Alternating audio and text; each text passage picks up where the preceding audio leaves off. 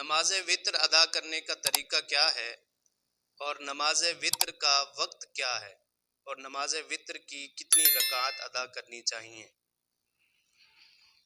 بہت ہی اہم سوال کہ نماز وتر کی کتنی رکعات ہیں، نماز وتر کو ادا کرنے کا طریقہ کیا ہے اور نماز وتر کا وقت کون سا ہے۔ ہر نماز کا وقت ہوتا ہے، نماز وتر کا وقت کون سا ہے؟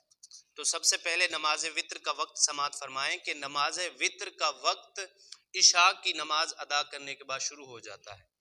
جب آپ عشاء کی نماز ادا کر لیں گے اس کے بعد نماز وتر کا وقت شروع ہو جائے گا، اس کے بعد آپ نماز وتر ادا کر سکتے ہیں۔ اور یہ وقت کب تک رہتا ہے؟ یہ فجر کی نماز کے وقت کے شروع ہونے سے پہلے پہلے تک رہتا ہے۔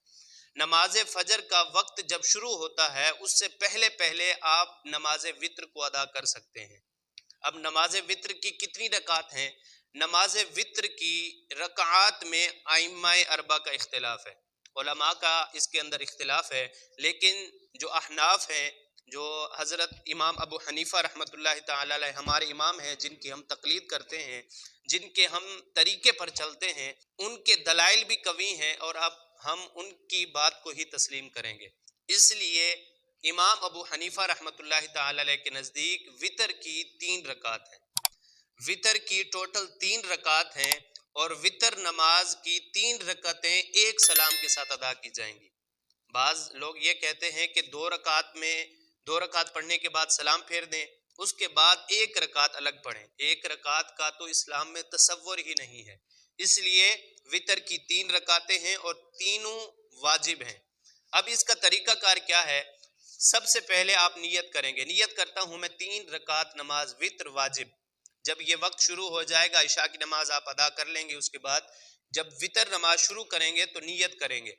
نیت کرنے کے بعد آپ ثنا پڑھیں گے، ثنا کے بعد تعوذ، تسمیہ، سورہ فاتحہ اور سورہ فاتحہ کے ساتھ سورت ملائیں گے۔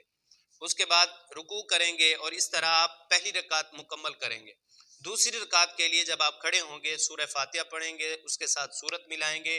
وتر کی 3 رکعتوں میں قرات کرنا فرض ہے اور سورہ فاتحہ کے بعد سورت ملانا یہ واجب ہے۔ تو دوسری رکعت میں بھی آپ سورہ فاتحہ پڑھیں گے، قرات کریں گے، اور اس کے بعد آپ دوسری رکعت سجدے میں جائیں گے، تشہد قاعدہ اولیٰ میں بیٹھیں گے۔ تو یہاں پر فقط آپ نے تشہد پڑھنا ہے۔ تشہد پڑھنے کے بعد آپ کھڑے ہو جائیں گے۔ اگر آپ نے بھول کر بھی درود شریف پڑھ لیا تو آپ پر سجدہ سہو واجب ہو جائے گا۔ فقط آپ نے تشہد پڑھنا ہے، التحیات پڑھنی ہے۔ التحیات پڑھنے کے بعد آپ تیسری رکعت کے لیے کھڑے ہو جائیں گے۔ تیسری رکعت میں آپ سورہ فاتحہ پڑھیں گے، اس کے ساتھ کوئی سورت ملائیں گے۔ اور ہاں، اس بات کا بھی خیال رکھیے گا کہ آپ نے ترتیب کو برقرار رکھنا ہے، یعنی قرآن مجید کی وہ صورتیں آپ نے اس طریقے سے ادا کرنی ہے کہ سب سے پہلے جو پہلی صورت آئے، پھر اس کے بعد جو صورت آئے گی وہ پڑھیں، پھر اس کے بعد جو صورت آئے۔ مثلا پہلی رکعت میں آپ سورہ فیل پڑھیں، دوسری رکعت میں سورہ قریش پڑھیں اور تیسری رکعت میں آپ سورہ اخلاص پڑھیں، یا پھر آپ پہلی رکعت میں سورہ نصر پڑھیں، دوسری رکعت میں سورہ لہب پڑھیں، تیسری رکعت میں سورہ اخلاص پڑھیں۔ یہ ترتیب ہونی چاہیے۔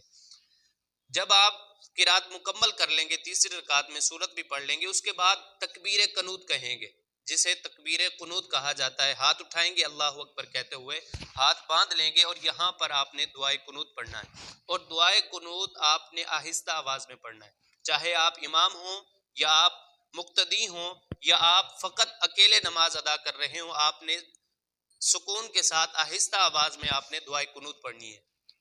اب اگر کسی کو دعائے قنوت یاد نہیں ہے تو پھر اس کی جگہ اللہم ربنا آتنا فی الدنیا حسنۃ وفی الآخرۃ حسنۃ وقنا عذاب النار پڑھے۔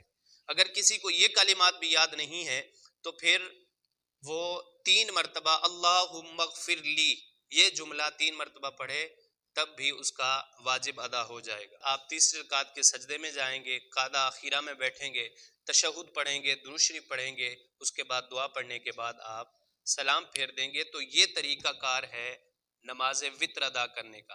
اور اس کے اندر کچھ مسائل ہیں کہ اگر آپ دعائے قنوت بھول گئے یا تکبیر قنوت آپ نے نہیں کی، آپ نے تیسری رکعت میں قرات مکمل کرنے کے بعد آپ رکوع میں چلے گئے، تو یہاں پر مسئلہ یہ ہے کہ آپ نے پھر واپس نہیں آنا، اور نہ ہی دعائے قنوت آپ رکوع میں پڑھیں گے، نہ آپ کھڑے ہو کر پڑھیں گے، نہ سجدے، کسی بھی صورت میں پھر آپ دعائے قنوت نہیں پڑھ سکتے۔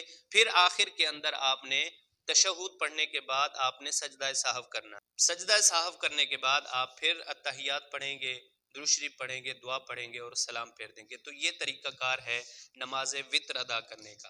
میں نے مکمل تفصیل کے ساتھ آپ کو بتا دیا ہے، امید ہے کہ مسئلہ سمجھ آ گیا ہوگا، اور نماز وتر کا طریقہ، نماز وتر کا وقت اور نماز وتر کی کتنی رکعت پڑھنی چاہیے یہ بھی انشاءاللہ آپ کو سمجھ آ گئی ہوں گی۔ اللہ پاک عمل کی توفیق عطا فرمائے۔